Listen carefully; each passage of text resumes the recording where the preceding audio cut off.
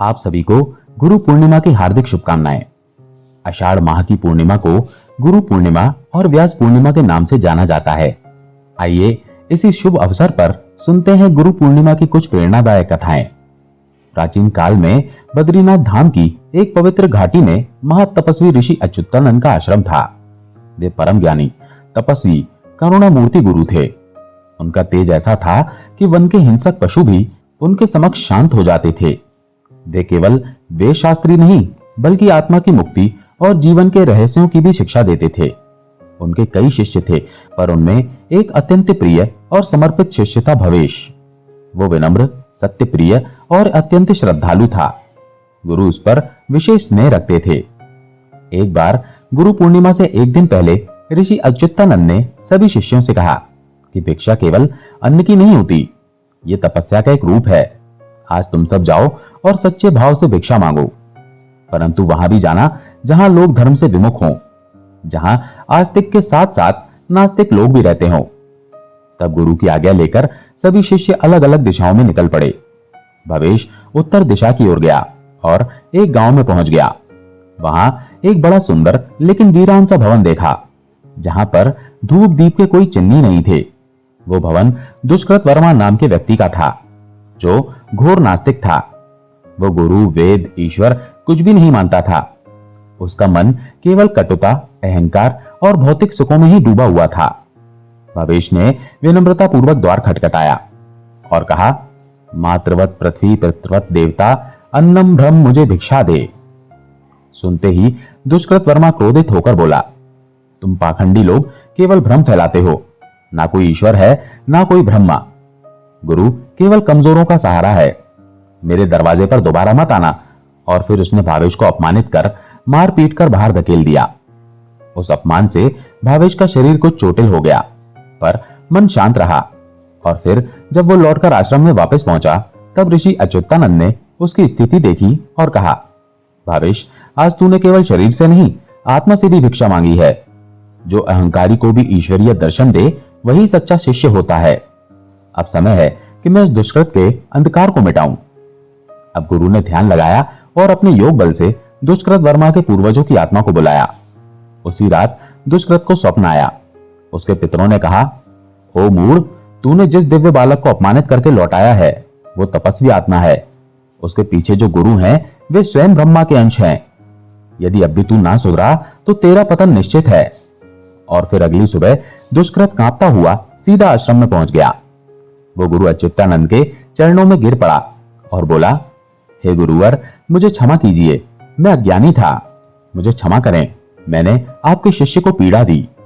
मैं अब सब कुछ त्याग कर आपकी शरण चाहता हूं। गुरु तो गुरु होते हैं, सबको एक समान समझते हैं, सबके दोषों को क्षमा कर देते हैं। गुरु ने उसे उठाया और कहा, ज्ञान का दीप जब किसी के भीतर जल जाए तो अंधकार का अंत निश्चित है। तुम अब सेवा और तप में जीवन बिताओ। तब से दुष्कृत ने न केवल अपने जीवन को बदला, बल्कि अपने घर को दत्त सेवा धाम नाम देकर उसमें अन्नदान, विद्यादान और धार्मिक कार्य शुरू कर दिए। फिर अगले वर्ष गुरु पूर्णिमा के दिन जब गुरु अच्युतानंद अपने शिष्यों के बीच बैठे थे, उन्होंने भवेश को बुलाकर कहा, जो स्वयं पीड़ा सहकर भी किसी को प्रकाश की ओर ले जाए, वही सच्चा दीपक है। आज तूने न केवल अपना धर्म निभाया, बल्कि एक आत्मा का भी उद्धार किया। गुरु के वचन सुनकर सभी शिष्य की आंखों में आंसू थे। इस प्रकार गुरु की शरण में केवल ज्ञान ही नहीं मिलता, अज्ञान मिटता है, संपूर्ण जीवन बदलता है। और जब शिष्य धर्म पथ पर अडिग हो, तब स्वयं काल भी मार्ग से हटता है। सभी प्रेम से बोलिए, गुरु देवता की जय। ये थी गुरु पूर्णिमा की पहली कहानी। अब सुनिए महर्षि वेदव्यास जी से संबंधित पौराणिक कथा। महर्षि वेदव्यास जी को भगवान विष्णु का ही अंश माना गया है। वेदव्यास जी की माता का नाम सत्यवती और पिता का नाम ऋषि पाराशर था। महर्षि वेदव्यास जी को बचपन से ही आध्यात्म में बहुत रुचि थी। एक बार उन्होंने अपने माता पिता से प्रभु के दर्शन करने की इच्छा प्रकट की और वन में तपस्या करने की आज्ञा मांगी। वेदव्यास जी की बात सुनकर उनकी माता ने उन्हें वन जाने को मना कर दिया। मां की इस बात को सुनकर वेदव्यास जी वन जाने की हट करने लगे। वेदव्यास जी के जिद करने के कारण माता सत्यवती को उन्हें वन जाने की आज्ञा देनी ही पड़ी। जब वेदव्यास जी वन की ओर जा रहे थे, तब उनकी माता ने उनसे कहा था, कि जब तुम्हें अपने घर की याद आ जाए तो तुम वापस आ जाना। माता के इस वचन को सुनकर वेद व्यास जी वन की तरफ चल पड़े। वन में जाकर उन्होंने बहुत कठिन तपस्या की। तब भगवान के आशीर्वाद से वेद व्यास जी को संस्कृत भाषा का ज्ञान हो गया। इसके बाद उन्होंने वेद, महाभारत, 18 महापुराणों और ब्रह्म सूत्रों की रचना की। लोगों को वेदों का ज्ञान देने के कारण आज इन्हें गुरु पूर्णिमा के दिन प्रथम गुरु के रूप में हम याद करते हैं। गुरु पूर्णिमा का जब जब नाम आता है तब तब गुरु भक्त आरुणि का नाम भी लिया जाता है। और गुरु भक्त आरुणि की ये कथा अगर हो सके तो अपने घर के नन्हे मुन्ने बच्चों को भी जरूर सुनाएं, क्योंकि इस कलयुग में अब हर रिश्ते में मान सम्मान में, मान मर्यादाओं में कमी आने लगी है। ऐसे में हर घर में गुरु भक्त आरुणि की कथा जरूर सुनाई जानी चाहिए। ये कथा तब की है जब आजकल की तरह स्कूल कॉलेज नहीं हुआ करते थे। तब छात्र शिक्षा पाने के लिए गुरुकुल में जाया करते थे, आश्रम में जाया करते थे। तब महर्षि धौम्य के आश्रम में छात्र शिक्षा प्राप्ति के अलावा आश्रम के कामों में और गुरु की सेवा में भी तत्पर रहा करते थे। सबके काम बटे हुए थे। कोई कृषि कार्य करता, तो कोई पशुओं को चराने का कार्य करता, तो कोई बागवानी किया करता।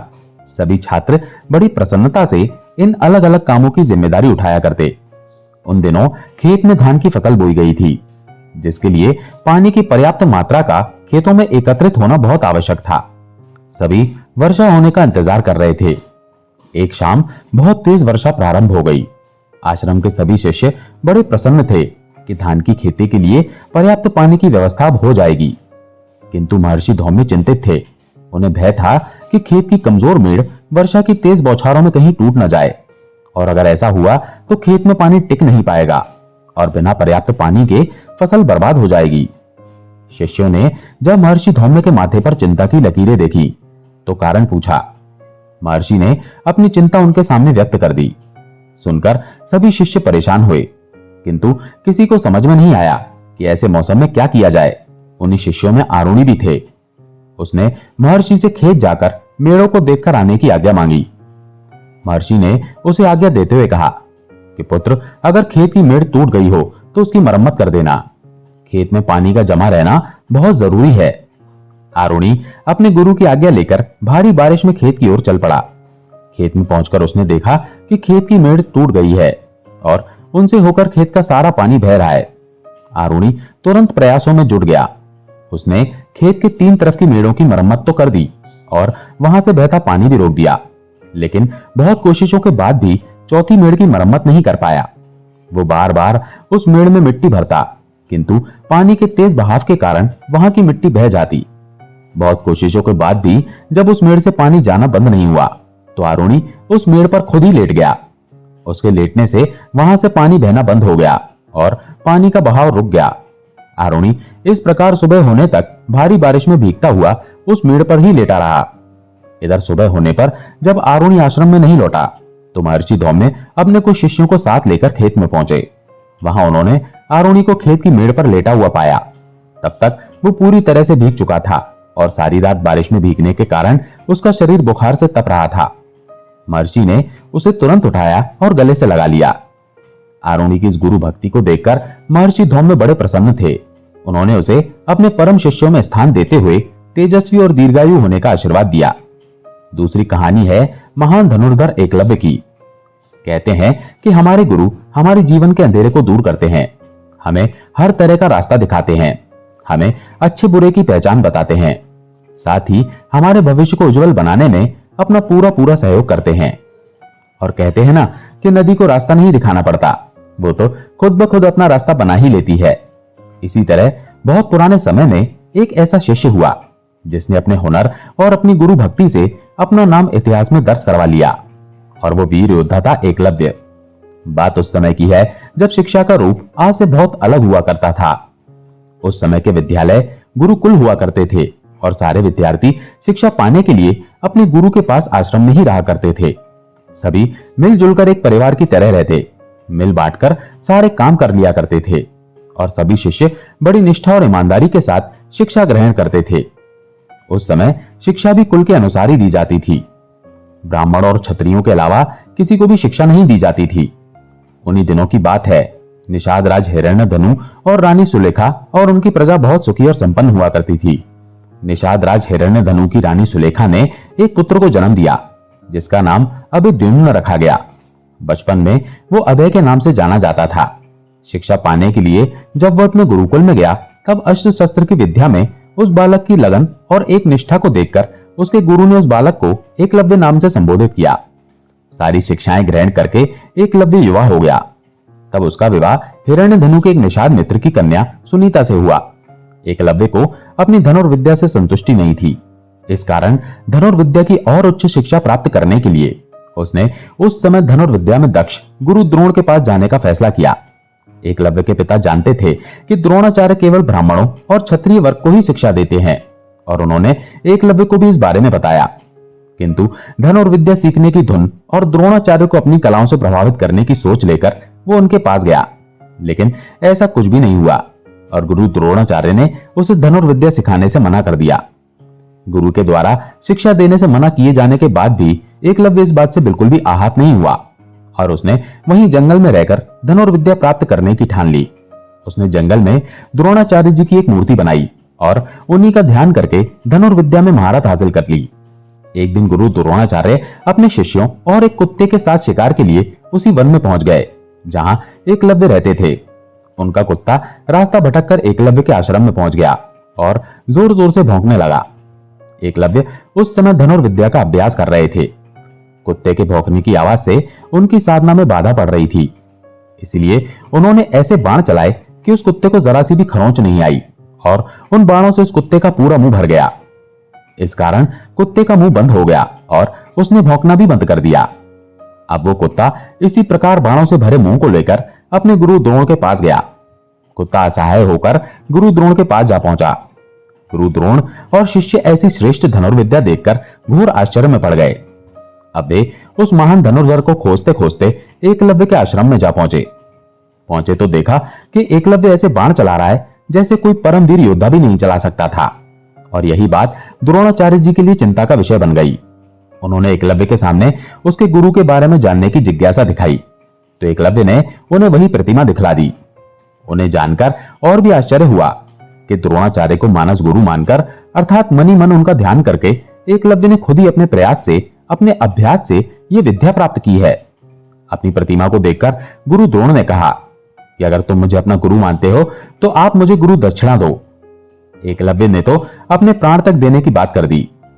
गुरु दक्षिणा में गुरु द्रोण ने अंगूठे की मांग की, जिससे कहीं एकलव्य सबसे श्रेष्ठ धनुर्धर ना बन जाए, और अगर ऐसा हुआ तो अर्जुन को महान धनुर्धर बनाने का जो वचन उन्होंने दिया था वो तो झूठा हो जाएगा। और एकलव्य ने भी बिना हिचकिचाहट अपना अंगूठा गुरु को समर्पित कर दिया। एकलव्य की इस गुरु भक्ति से गुरु द्रोण बहुत प्रसन्न हुए और उन्होंने एकलव्य को आशीर्वाद दिया। साथ ही कहा कि आज के बाद इतिहास में जब जब गुरु भक्ति का नाम आएगा तो एकलव्य की गुरु भक्ति का नाम सबसे पहले लिया जाएगा। तो दोस्तों, ये थी गुरु पूर्णिमा की कथाएं, और इन कथाओं को अंत तक सुनने के लिए आपका बहुत बहुत धन्यवाद।